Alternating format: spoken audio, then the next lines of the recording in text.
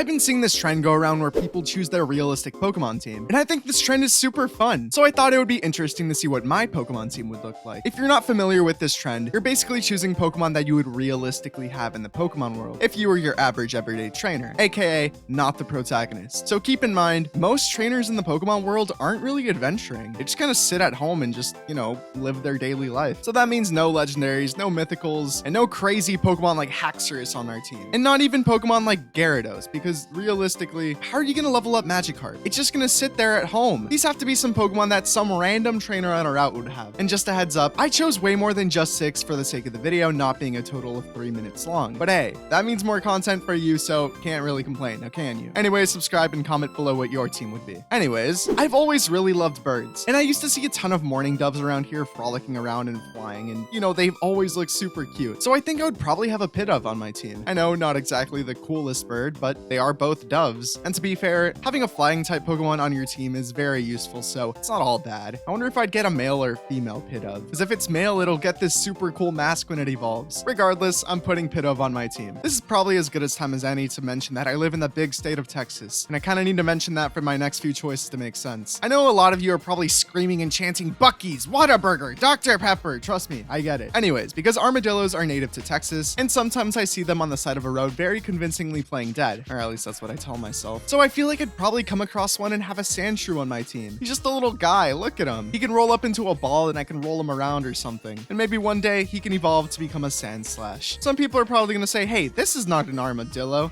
Well, yes, it is. Bulbapedia said so. I've always been surrounded by dogs my whole life, so I don't think it's too far-fetched to think that I would have one on my own Pokemon team. I currently have a half weenie dog, half Chihuahua creature living in my backyard. His name is Goomy, and he's just a little guy. I think the closest I can get to that as a Pokemon is probably Daxbun, since my dog is a Dachshund. At least half of him is. So, makes sense. My dog isn't that old. I think he's probably like, I don't know, 2 or something. So maybe that wouldn't be enough experience to get him to evolve, but I feel like what probably happens is that he was left out too long in the hot Texas sun as a Fido, which caused him to literally bake and evolve into a Daxbun. It sounds horrible, but trust me, it's good for him. He's made of dough in this world. Or maybe he did just happen to evolve on his own. I'm telling you guys, that dog is not real. He jumps super high for no reason with those stubby legs. He apparently has killed 3 cats yet suffered no injuries. I don't know how. Little guy planned a whole Alcatraz escape sequence during a tornado, and somehow he knew his way back to his original home, where he lived with geese. And in my backyard, he has his own little chicken coop house. And despite all of that, he's super well behaved indoors. I don't know how he does it, but given all that, I honestly wouldn't even be surprised if he did evolve. Before Goomy the Daxbun, I used to have another dog. He's dead though, which led me to choose Grievard. Grim, I know, but hey, I love Ghost, and I loved my dog, so I'm all for this. He was a childhood pet of mine, and he was very loyal and well behaved, and he's currently buried in my backyard. So I imagine he would be an essential part of my Pokemon team. He was a Great Pyrenees Golden Retriever mix, so he was mainly white with little orange brownish spots on him, which just so happens to be the color of the shiny. Coincidence? Of course it isn't. Maybe it would be a Houndstone though, since my dog did live to be pretty old, like what, 11 or 12 years? So maybe when he was alive, he was a Grievard and evolved when he kicked the bucket. While Goomy's snoozing away during the night, I'm sure that Tom the Houndstone will keep the backyard safe. It's like a guardian. Honestly, the team is looking pretty solid so far. I like it. Living in Texas, it's very hot and dry, and that means cacti are around. And while I don't see many of them, mostly because I don't leave my house, I mean, why would I? It's hot and dry and I live in the middle of nowhere. I want to suffer from heat stroke again. Anyways, I think having a Maractus or Cacnea would make sense. So out of the two, which one would I have? Maractus or Cacnea? While I think Cacturne is way cooler, I think me having a Maractus would make way more sense given that 1, it's from Unova, which is America. 2, they're like maracas, which are music related, and I can play the trumpet, so we could probably play some tunes. And 3, it's a very Mexican Pokemon much like myself. The Mexican part, I don't think I'm a Pokemon. And honestly, I'm happy with this choice. It's very whimsical and I love its face. People say that Maractus is a forgettable Pokemon, but because it has that reputation now, it doesn't get as forgotten as it used to, which is kind of ironic. Regardless, it's on my team. I've been around technology my entire life, so I think it's reasonable to think that I would have a Rotom. It would be super helpful in my day-to-day life. I'd imagine you wouldn't even need to find one out in the wild. You'd probably just go to Best Buy or something and come out with a Rotom or something. Or maybe my old electronics are haunted by this thing. Who really knows? I just hope that it doesn't play too many tricks on me. I don't know if this is just bias or if I truly am meant to have a Zorua, so I'll let you all decide. I'm a very mischievous person and I love to pull pranks and gaslighting just for the love of the game. I have nothing to gain from it. I just find it really funny and entertaining. I like telling people that almond cows are real and they're basically just normal cows that are fed almonds to make almond milk. I have issues. And I think having a Zora would only amplify that. If I could not only just lie, but also have physical evidence for my lies, it's raps. My Zora and I will cause mischief anywhere we go. During high school and college, I was into art and graphic design, and the only Pokemon I could really think of that's into art was Smeargle. Maybe we could just chill in a room and think of designs and stuff. Also, Smeargle's a beagle, which I didn't know until earlier this year, and it honestly blew my mind. But anyways, I already have this affiliation with dogs, so it wouldn't be too crazy to have another, right? Haven't even talked about the other two I used to own. So another dog on my team that can draw isn't too crazy. Whenever my parents are out for vacation somewhere, it's usually up to me to take care of the plants and garden and whatnot, and it's honestly pretty relaxing. I like it. And apparently I do a good job at it, somehow. So I feel like I'd have a little Pokemon pal helping me out. Maybe I could have an Oddish. Maybe it was hiding among the weeds. It looks so funny and stubby. I like it. I was reading some Pokedex entries about Oddish, and one of them said if you mistake it as a weed and try to rip it out of the ground, it shrieks horribly, which sounds so traumatic. Oh my god, what a poor little critter. But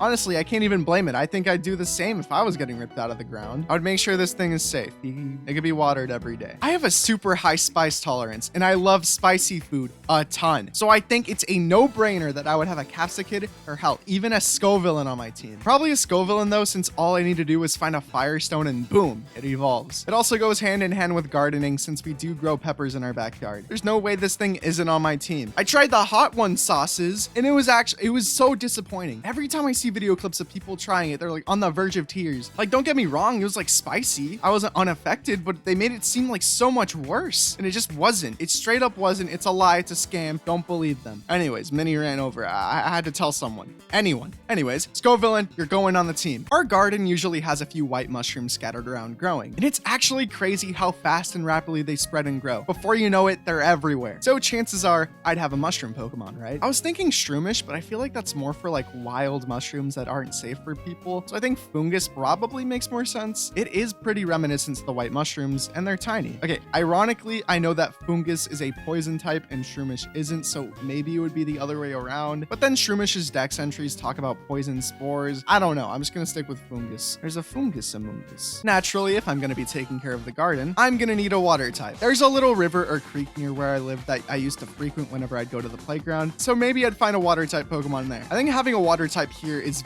like pretty much essential because it almost never rains. So who better than Meryl? They live in rivers and I love Meryl. Look at it. It's so cute. It's so adorable. And hey, if it makes you guys feel any better, maybe it's just my bias kicking in. I had a rabbit for a little bit. I had to give him to my uncle because, you know, we had Goomy in the backyard. I mean, he's not exactly known for being the kindest to little critters in the backyard, but Meryl evolves into a Zoomerl, which is a rabbit, so there. Meryl is a staple here on the channel. There's no way I wouldn't have one. When I was a kid, I had a hermit crab, so maybe I would have had a Dwebble, and it'll probably stay as one for a very long time because getting it to level 34 sounds impossible. I'm sure I could find plenty of rocks in my backyard to just hide in. I just hope I don't lose it or anything. Wasps are all over the place where I live. I hate them. I hate them so much. Straight up, they make nest anywhere and everywhere. One of them got into my room one time. I had to kill it. But despite that, maybe, just maybe, I'd be able to capture one myself. Granted, probably as a Weedle, but luckily, they're really easy to evolve. So maybe I'd have a Beedrill. I might be a little scared of it though, since it is a giant bee with a huge stinger. Isn't exactly the most comforting thing to be around, but you know, it's still a possibility. My uncle or my dad's uncle, I don't really know what he is. Anyways, point is that he has a ranch, and he's the one who gave us our Dachshund Chihuahua critter. So I feel like if this was the Pokemon world, maybe he would have given me something from that ranch. Since, you know, it's kind of easier to take care of a Pokemon since you don't really need a space for them. You just have a Pokeball and boom. Anyways, I remember seeing horses, donkeys, goats, chickens, your typical farm animals. The initial options that came to mind are Ponyta, Mudbray, or Skiddo. I feel like I would not be trusted with a Ponyta given that it's on fire and everything around me is super dry, so that would not fly here. So that leaves me with Mudbray or Skiddo. I feel like given that Mudbray is known to be really stubborn, I don't think I would have been given one because it would just be a pain. So Skiddo is looking like the best option. And since it is a grass type, it can help me garden and whatnot, probably. Or I could even ride it around from place to place because everything is so far away for no reason. There have been mice in my home on multiple occasions. The first time I saw one, it was on the floor of my room and I just stood there stunned because I had no idea what I was supposed to do. If it was a bug, I would just squish it and kill it. Easy as that. But this is a whole rodent. I don't want to crush it. don't have guts everywhere. Poor little guy. He's